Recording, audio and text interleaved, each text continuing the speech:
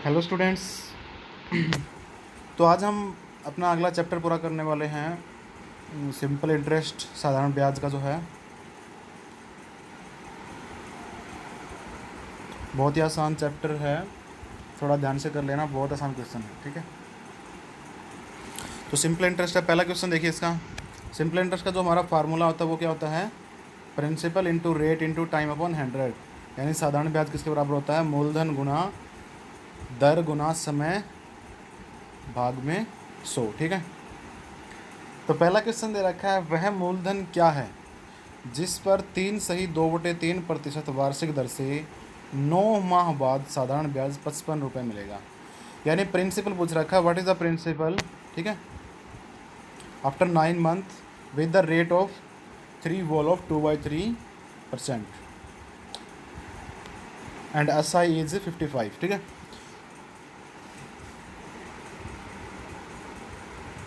तो हमारा फॉर्मूला जो है वो तो यही यूज होगा। ठीक है, अब हमारे पास जो प्रिंसिपल है वो निकालना है। ठीक है, तो क्या करेंगे, इसे 100 को उस साइड उठा ले जाएंगे, आर है ये नीचे आ जाएगा, टी है ये भी नीचे आ जाएगा, और जो नीचे है वो ऊपर चला जाता है। ठीक है, तो पी को हम इस साइड छोड़ देते हैं, यानी मूलधन हमारा इस साइड जोड़ लिया।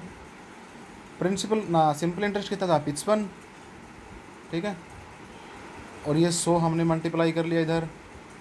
रेट कितना था? 3 3 9, 9 + 2 11, 11/3 था, तो 11 नीचे रह गया और 3 ऊपर चला गया। ठीक है, 9 माह बाद अगर इसको ईयर में बदलना है तो 9/12 कर लेंगे, तो 9 नीचे रह जाएगा, 12 हमारा ऊपर चला जाएगा। ठीक है, अगर इसी तरीके से लिख के दिखाऊँ तो इसको क्या हो जाएगा? 55 बराबर हो जाएगा इसके पी गुणा में रेट कितना था हमारा? 11/3। ठीक है, टाइम कितना है? 9 महीने हैं, तो महीने को ईयर में बदलने के लिए डिवाइड में 100, 12, और डिवाइड में क्या था? 100 था। ठीक है, अब इन सभी को हम उस साइड उठा के ले गए, पी निकालना था हमें। ठीक है, तो इस प्रकार से जो कैंसिल आउट हो कैंसिल कर लिया हमने, पी की वैल्यू हमारी कितनी आ गई? 2000 रुपये आ गई। ठीक है, अगला क्वेश्चन देखिए, किसी धन का साधारण ब्याज मूलधन का 1/4 है। ठीक है, किसी धन का साधारण ब्याज कितना है? मूलधन का 1/4 है। यदि दर प्रतिशत तथा वर्षों में समय के संख्यात्मक मान हो एक समान हो। ठीक है, यानी जो दर प्रतिशत है और आपका जो समय है दोनों के दोनों अगर बराबर हों तो वार्षिक दर क्या होगी?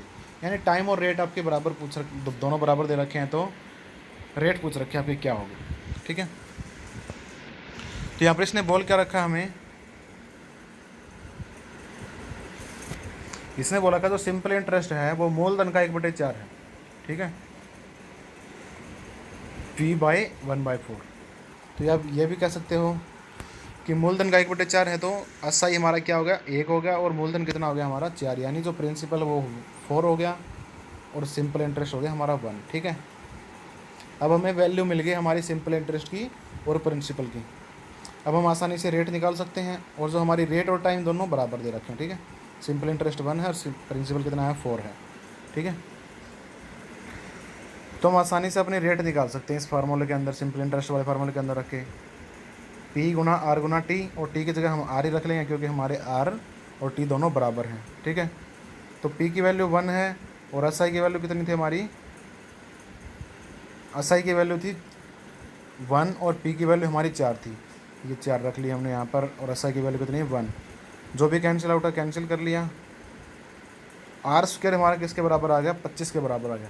अगर R निकालना तो दोनों तरफ क्या कर लेंगे हम? रूट कर लेंगे, ये स्क्वायर रूट से कैंसिल हो जाएगा, और 25 का रूट क्या होता है? 5। तो 5 हमारी रेट आ जाएगी। अगर टाइम भी पूछा होता तो हम 5 ही इसका टाइम बता देते। ठीक है, फार्मूला हर जगह सेम चलेगा यही। सिंपल इंटरेस्ट किसके बराबर होता है? P गुणा R गुणा T। जो भी चीज़ पूछे हम वही निकाल लेंगे। ठीक है, सिंपल इंटरेस्ट पूछे तो हम यहाँ से सारी चीज़ें रख लेंगे, प्रिंसिपल पूछे तो इन सारी चीज़ों को उस साइड ले जाएंगे, प्रिंसिपल निकाल लेंगे। रेट पूछे तो सारी चीज़ों को उस साइड ले जाएंगे, रेट रेट रख लेंगे। टाइम पूछे तो टाइम इधर रख लेंगे और सारी चीज़ उधर ले जाएंगे। ठीक है, अगला क्वेश्चन देखिए, कोई धन 15 वर्ष 6 महीने में 3 गुना हो जाता है। ठीक है, कितने समय में वह दुगना हो जाएगा? ठीक है, अब हमें नहीं पता कितना धन है, लेकिन टाइम लग रहा है हमारा 15 वर्ष 6 महीने। ठीक है, 15 वर्ष 6 महीने को अगर हम वर्ष में बदलेंगे तो हमारे कितने आ जाएंगे? 31/2 महीने, क्योंकि 6 माह को हम क्या बोल सकते हैं? अगर 6 महीने को अगर हमें साल में बदलना है तो 12 से डिवाइड कर देंगे। 1/2 साल हो गए हमारे। तो 15 वर्ष में अगर 1/2 साल को ऐड करेंगे तो कितना आएगा, 31/2। ये हमारे टोटल ईयर लग रहे हैं, ठीक है, किसी भी धन को दुगना होने के लिए, ठीक है। अब हमने मान लिया हमारा जो धन है वो कितना है, 100 था, ठीक है, और वो कितना हो गया हमारा, दुगना हो गया, 3 गुना हो रहा है, ठीक है, सॉरी 3 गुना, ठीक है, 3 गुना हो जाता है। कितना हो गया 3 गुना, 300 रुपये हो गया। 100 रुपये से कितने बन गए हमारे, 300 रुपये बन गए। टाइम कितना लगा, 31/2 साल। मतलब इंटरेस्ट कितना हुआ इसके अंदर, 100 से 300 रुपये मिल रहे थे तो 200 रुपये हमारे क्या मिल गए हमें, इंटरेस्ट, ठीक है।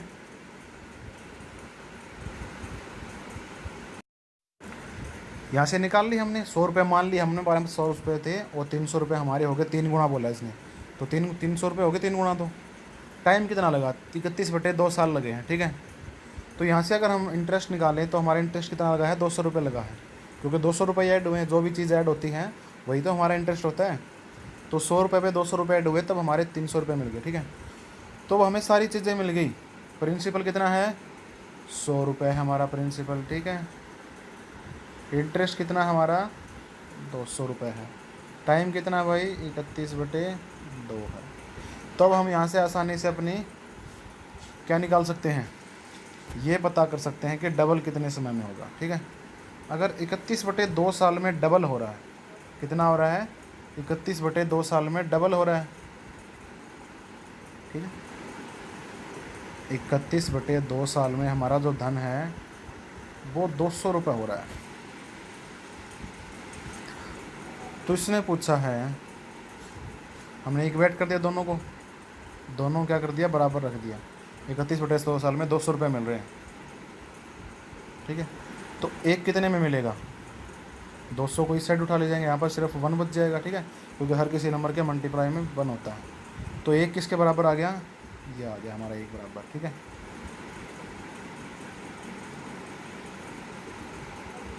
तो अगर हमें 100 रुपये ही मिलने हों, ठीक है, कितने मिलने हों, 100 रुपये ही, तो दोनों तरफ 100 से मल्टीप्लाई कर लेंगे। इधर भी 100 से मल्टीप्लाई कर दिया और इधर भी 100 से मल्टीप्लाई कर लिया। तो कितना आ गया हमारा, 31/4 आंसर आ गया। यानी 7 वर्ष और 9 महीने, इतने समय में हमारा धन डबल हो जाएगा। धन डबल कब होगा, जब हमारा इंटरेस्ट 100 रुपये होगा, ठीक है। एक बार फिर से इसको समझने की कोशिश कर लो। देखो, जब हमारा धन 3 गुना हो रहा है तो हमारा इंटरेस्ट कितना मिला हमें, 200 रुपये। और जब हमारा धन कितना बोला इसने, डबल कितने समय में होगा, तो अब हमारा इंटरेस्ट कितना मिल रहा है हमें, 100 रुपये। तो हम सीधा सीधा निकाल लेते हैं कितने समय में हमारा इंटरेस्ट है वो 100 हो जाएगा, ठीक है, ठीक है। तो मैं इसको ऐसे भी लिख सकता हूँ, 200 को क्या लिख सकता हूँ मैं, 100 गुणा में 2 लिख सकता हूँ, ठीक है। तो यहाँ से 2 को उस साइड ले जाऊँगा, 31/4 हो जाएगा। डायरेक्ट आंसर भी हम निकाल सकते हैं यहाँ से, ठीक है। हमें इंटरेस्ट निकालना है बस 100 रुपये, ठीक है। तो 100 गुणा 200 को हम क्या लिख सकते हैं, 100 गुणा 2। तो 2 को उस साइड ले जाऊँगा, 31/4, डायरेक्ट आंसर भी आ जाएगा हमारा, ठीक है। कन्फ्यूज मत होना इसके अंदर। अगला है, मोहन के पास 5,000 रुपये हैं। उसने 2,000 रुपये 8% तथा 1,400 रुपये 10% की दर पर उधार दिए। शेष धन को वह कितने प्रतिशत की दर पर उधार दे ताकि उसे कुल 12% का लाभ हो, ठीक है।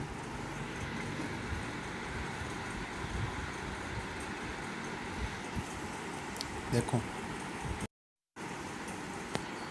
कितने रुपए दिए उसने, 2,000 रुपये दे दिए 8 की दर से, ठीक है। प्लस में 1,400 रुपये कितनी दर से दिए उसने, 10% की दर से। फिर पूछा हुआ शेष धन किस दर से उधार दे कि कुल लाभ 12% हो जाए, ठीक है। कुल लाभ उसने पूछा 12%, ठीक है। तो क्या करेंगे, 5,000 का 12%, उसमें से माइनस कर देंगे हम इसमें से सारे का सारा। तो हमारा बचा हुआ जो भी उसके रेट निकल जाएगी, ठीक है। बचा हुआ धन कितना था, 1,600। कैसे पता किया, 2,000 प्लस 1,400 को माइनस कर देंगे, इसमें से हमारा 1,600 आ जाएगा, ठीक है। तो 1,600 रेट हमें पता नहीं कितनी है, कैंसिल आउट करने के बाद हमारी रेट कितनी आ जाएगी, 18.75, ठीक है। इन सभी को ऐड करेंगे यहाँ से और इसमें से माइनस कर देंगे।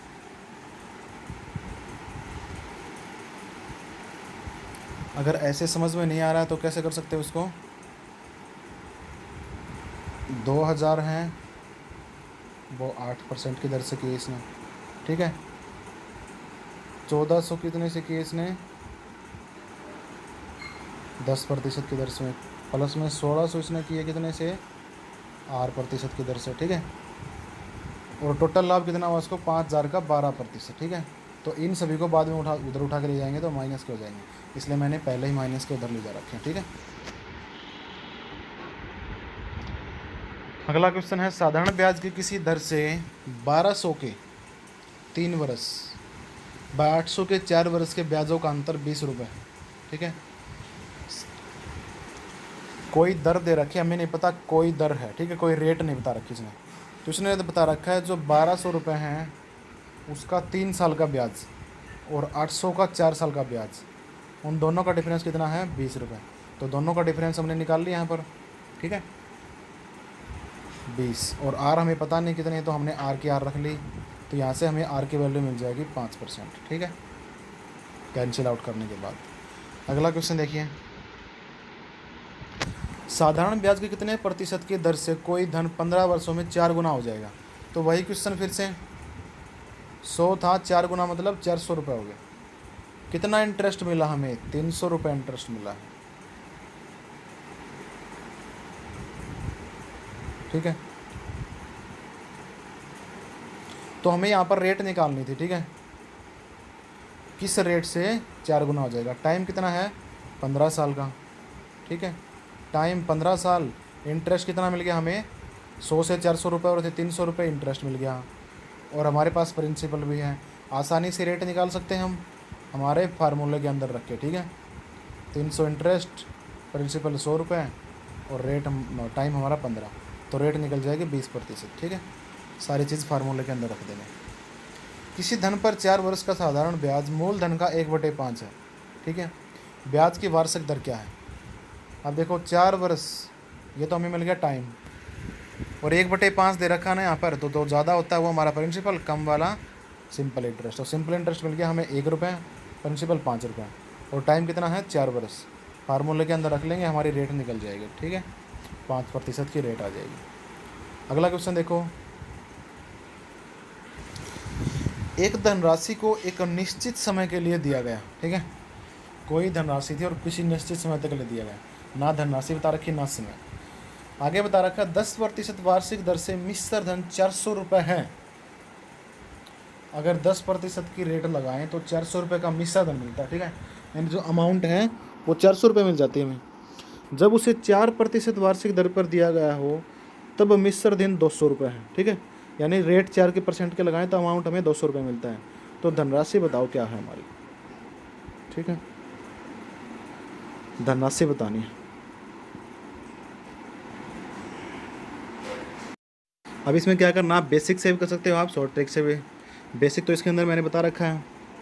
देखो इसमें क्या होता है, जो हमारा अमाउंट हमारी क्या होती है, प्रिंसिपल प्लस में सिंपल इंटरेस्ट, मूलधन प्लस में साधारण ब्याज हमारी क्या होती है, अमाउंट होती है, ठीक है। तो हमने यहाँ पर एसआई का फार्मूला रख दिया इसकी जगह पर, और हमारी रेट दे रखी है 10% और टाइम टी है, ठीक है।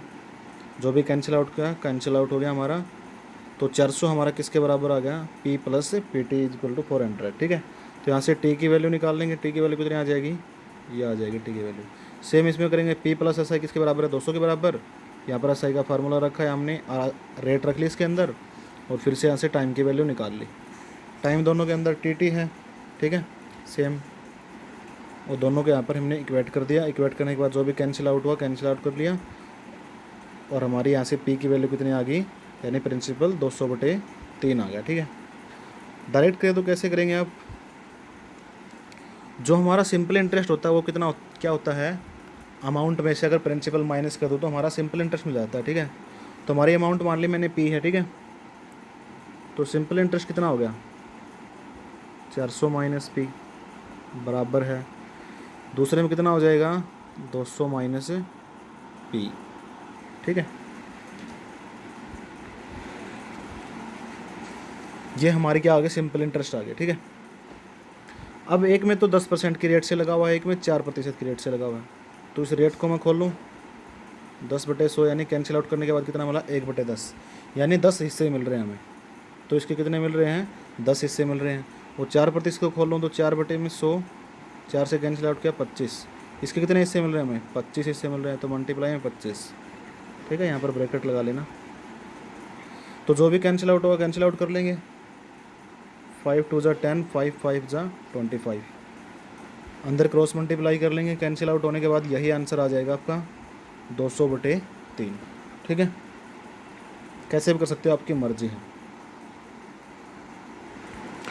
मेरे धन का 2/3 भाग 3% है, 1/6 भाग 6% तथा शेष 12% साधारण ब्याज के दर पर उधार दिया जाता है। यदि वार्षिक आय 25 रुपये है तो मेरा धन क्या होगा। अब देखो, मेरे धन का मुझे नहीं पता धन कितना है, मेरा धन कितना हो गया P मान लिया, तो P का 2/3 किस रेट से दिया है 3% से, 3/100 प्लस में 1/6 भाग यानी P/6 किस रेट से दिया है 6% की रेट से। फिर उसके बाद जो बाकी बच गया था हमने निकाल लिया, 2/3 प्लस में 1/6 P/6 यानी जो शेष भाग बचा था वो P/6 बचा था हमारा, वो उसने 12% की रेट पे दिया। टोटल लाभ उसको कितना हुआ है 25 रुपये का। ठीक है, वो हमने बराबर में लिख लिया। तो जो कैंसिल आउट वो कैंसिल कर लिया, 2P + 2P ये बच गया हमारे पास। ठीक है, और एक 100 बचा था सभी में। ठीक है, कॉमन है ये 100, इस 100 को हम उस साइड उठा के ले गए। तो यहाँ से 5P से ये कैंसिल आउट हो गया, तो P की वैल्यू हमारे पास कितनी आ गई 500 रुपये। यही पूछा था इसने, मेरा धन कितना है प्रिंसिपल। ठीक है, तो प्रिंसिपल हमने बता दिया इसका कितना था। शेष धन कैसे निकालते हैं 2/3 एक हिस्सा, दूसरा हिस्सा कितना है 1/6। ठीक है, इस टोटल को हम माइनस कर देंगे किसमें से 1 में से, क्योंकि हमारी फ्रैक्शन होती है 1। ठीक है, सबसे बड़ी फ्रैक्शन 1 होती है, तो उसमें से माइनस कर देंगे तो हमारा ये 1/6 आ जाएगा। ठीक है, अगला क्वेश्चन देखिए। एक व्यक्ति ने बैंक से कुछ धन 8% वार्षिक साधारण ब्याज की दर से उधार लिया। यह धन दूसरे व्यक्ति को 12% वार्षिक दर पर उधार दे दिया। यदि 12 वर्ष बाद उसका कुल लाभ 320 रुपये हो तो मूलधन बताइए। तो मूलधन बताना अपने को। ठीक है, प्रिंसिपल 8% वार्षिक दर पे लिया और 12% वार्षिक दर पे उसने उधार दे दिया। लाभ कितना होगा उसको 320। तो हमारी जो रेट है उसमें कितना डिफरेंस है 4%, यानी इस 4% की वजह से हमें 320 रुपये मिल गए। ठीक है, टाइम कितना लगा 12 साल, 4% की रेट से 320 रुपये मिल गए 12 साल में। तो प्रिंसिपल निकाल सकते हैं आसानी से फार्मूले के अंदर रख के SI वाले में। ठीक है, यानी 320 हमारा SI हो गया और रेट 4%, टाइम 12%। कैंसिल आउट होने के बाद प्रिंसिपल कितना आ गया 2000/3। ठीक है, यदि किसी धनराशि पर 6 वर्ष का साधारण ब्याज मूलधन के 30% के बराबर हो तो यह कितने समय बाद मूलधन के बराबर हो जाएगी। इस क्वेश्चन को हम 2 तरीके से कर सकते हैं। चाहे तो आप ये इसकी वैल्यू मान के कर सकते हो। ठीक है, simple interest P × R × T कितना है 6 दे रखा है, डिवाइड में 100 इजिकल टू किसका है 30% है मूलधन के बराबर। तो मूलधन का 30% कर लिया हमने। कैंसिल आउट करने के बाद हमारे R की वैल्यू मिल गई हमें 5%। तो इसने बोला कितने समय बाद मूलधन के बराबर हो जाएगी। तो P कितना मान लिया हमने 100, और जो हमारा SI है वो भी 100 ही हो जाएगा, क्योंकि दोनों बोले इसने बराबर हो जाने। ठीक है, तो 100 हो गया हमारे। रेट 5% थी, टाइम निकालना इसके अंदर, तो 20 वर्ष के बाद बराबर हो जाएगा। या फिर आप वैसे कर सकते हो, बराबर कैसे कर सकते हैं, डायरेक्ट यहाँ से रेट निकाल लेंगे, आपस में डिवाइड कर देंगे इन दोनों को, टाइम को डायरेक्ट इस हिस्से से बराबर कर देंगे, रेट कितनी आ जाएगी हमारी 5%। ठीक है, अब हमें ये कितना पता चलेगा कि हमारा मूलधन कितना है। तो 30% है, 30% को अगर खोलते हैं तो कितना हो गया हमारा 100, तो हमारा मूलधन 30 हमारा इंटरेस्ट है। तो इसने बोला हमारा इंटरेस्ट और मूलधन दोनों बराबर हो जाएं। तो मूलधन कितना हमारा 100 है और इंटरेस्ट भी 100 करना है। उसके बाद हमें इसमें ये पुट कर देना है, इंटरेस्ट 100, मूलधन 100, रेट हमने 5% निकाल ली थी, टाइम हमें निकालना है, तो टी कितना आ जाएगा 20%। आप डायरेक्ट यहाँ पर आ जाओगे, ठीक है, ये नहीं करना पड़ेगा फिर, ठीक है। अगला क्वेश्चन देखिए, किसी धनराशि पर साधारण ब्याज मूलधन का 4/9 है। यदि ब्याज पर दिए जाने वाले मूलधन की अवधि के वर्ष ब्याज की दर मूल वार्षिक दर के बराबर हो तो ब्याज की दर क्या होगी। यानी टाइम और रेट अपनी बराबर दे रखी है इसने, ठीक है। तो इसने 4/9, मूलधन का 4/9, तो अपना ब्याज कितना होगा, 4 हो गया, और मूलधन कितना हो गया, 9 होगा, हमें डायरेक्टली मिल गया, ठीक है। और रेट और टाइम दोनों इसने बराबर दे रखे हैं, तो डायरेक्टली क्या कर देंगे, फार्मूले के अंदर पुट कर देंगे। सिंपल इंटरेस्ट 4, मूलधन 9, रेट और टाइम दोनों बराबर हैं, और निकालनी क्या है, रेट निकालनी है, तो रेट ही रख लेंगे, ठीक है। तो यहाँ से रेट कितने मिल गए हमें, 20/3%, ठीक है। अगला क्वेश्चन देखिए, एक धनराशि 1440 को 3 भागों में बांटकर उधार दिया गया, ठीक है। पहले भाग पर 3 वर्ष में 2%, दूसरे भाग पर 4 वर्ष में 3%, और तीसरे भाग पर 5 वर्ष में 4% वार्षिक ब्याज की दर से ब्याज बराबर है, ठीक है। प्राप्त सबसे अधिक तथा सबसे कम धनराशि का अंतर बताइए। अब इसने क्या बता रखा है, ब्याज हमारा बराबर है हमें के अंदर, जितने भी धन हमें मिले हैं, दिए हैं ना, उनमें सभी में ब्याज बराबर है, तो हमें बताना है कितना कितना धन दिया है, ठीक है, और सबसे अधिक और सबसे कम धनराशि का अंतर बताना, ठीक है। तो हमने मान लिया, पहले दिया हमने x1, किस रेट से दिया, 3% रेट से, और 2 साल के लिए दिया। ये हमारा सिंपल इंटरेस्ट का फार्मूला होता है, ठीक है। बराबर है किसके, x2, ये धन दिया हमने 4% की रेट से 3 साल के लिए। उसके बाद इतना धन दिया 5% की रेट से 4 साल के लिए, ठीक है। तीनों हमने बराबर रखे, बराबर क्यों रखे हैं, क्योंकि सिंपल इंटरेस्ट हमारी इसने बराबर बोल रखे हैं सभी के। तो यहाँ से हमारी कैंसिल आउट होने के बाद वैल्यू किसकी आ गई है, 3x1, 6x2 और 10x3, ठीक है, ये मिल गई। अब हमें यहाँ से इनकी वैल्यू निकालनी है, तो कैसे निकाल लेंगे, x1 की वैल्यू कैसे निकल जाएगी, उधर डिवाइड जैसे जाएंगे, 1/3 हो जाएगा, ठीक है। कितना हो जाएगा, 1/3, ये कितना हो जाएगा, 1/6, ये कितना हो जाएगा, 1/10, ठीक है। ये सब को हम 1 के बराबर रख लेंगे, ठीक है। इन सब को हम किसके बराबर रख लेंगे, 1 के बराबर रख लेंगे, और यहाँ से हमारे x1, x2 और x3 की बराबर वैल्यू मिल जाएगी, ठीक है, रेशियो के अंदर, ठीक है। अब रेशियो से हमें ओरिजिनल वैल्यू निकालनी है, तो क्या करेंगे, इनका एलसीएम ले लेंगे, एलसीएम हमारा 30 आया, और सबको 30 से मल्टीप्लाई कर दिया, तो हमारे यहाँ से रेशियो मिल गया हमें 10, 5 और 3, ठीक है। अब इसने रेशियो के अंदर हमारी जो टोटल निकाल के देखी वैल्यू हमारी कितनी आई है, 18 आई है। इसने टोटल वैल्यू बोली थी 1440, तो 18 1440 के बराबर है, तो एक रेशियो किसके बराबर आ जाएगा हमारा, 80 के बराबर। दोनों को आपस में डिवाइड कर लेंगे, तो हमें सबसे ज़्यादा और सबसे कम धनराशि का अंतर बताना था। 10 में से 3 गए तो 7, तो धनराशि बतानी थी, एक रेशियो 80 के बराबर है, तो 7 रेशियो किसके बराबर हो जाएंगे, 560 के बराबर, ठीक है। तो 560 रुपये का उनके बीच में अंतर है। अगला क्वेश्चन देखिए, 10% वार्षिक ब्याज साधारण ब्याज की दर से वह वार्षिक किस्त क्या होगी, यानी इंस्टॉलमेंट निकाल किसने, ठीक है, इंस्टॉलमेंट निकालनी हमें, जिससे रेस 4200 यानी 4200 रुपये का ऋण 5 वर्षों में पूरा हो जाए। यानी हमें इंस्टॉलमेंट निकालने हैं कि 4200 रुपये 5 वर्ष में कंप्लीट हो जाए हमारे, ठीक है। तो ऐसे क्वेश्चन को आसान, बिल्कुल आसान तरीके से करेंगे। हमने मान लिया हमारा 100 रुपये था, ठीक है, 100 रुपये के हिसाब से दिए, तो सबसे पहले तो हमारा 0 इंटरेस्ट लगा, ठीक है, कोई ब्याज दर नहीं लगी शुरू वाले में, उसके बाद लगनी शुरू आती है। कितनी रेट लग रही है हमारी, 10% लग रही है, ठीक है। तो उसके बाद फिर से 100 रुपये ऊपर 10% लगेगी, उसके बाद फिर से 100 रुपये ऊपर है 10% ऐड हो जाएगी, 20% रेट लगेगी, उसके बाद 100 रुपये पे 30 हो जाएगी, उसके बाद 100 रुपये पे 40। ऐसा कितनी बार करना है, जितने भी हमें साल दे रखे हैं उतनी बार ही करना है, ठीक है। जितने भी साल दे रखे हैं उतनी बार ही लिखना है। 5 हो गए, पहले 0 फिर 10, 10 10 ऐड करते जाएंगे यहाँ पर रेट बार बार, ठीक है। जितनी भी रेट है उतनी हम ऐड करते जाएंगे, अगर 5 होती तो 5 ऐड करते जाते, ठीक है।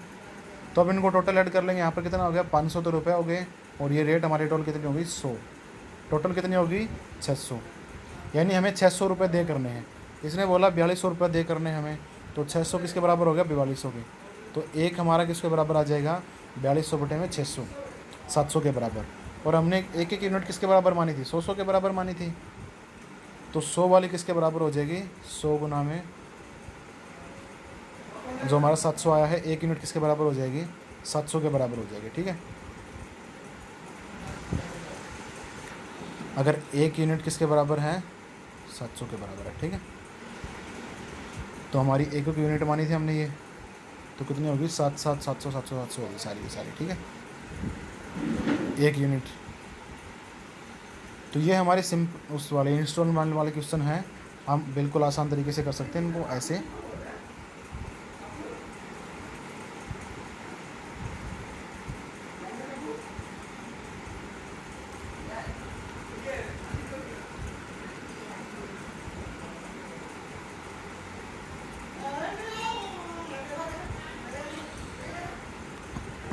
एक बार फिर से समझा देता हूँ मैं क्वेश्चन आपको। ठीक है, समझ में नहीं आया होगा।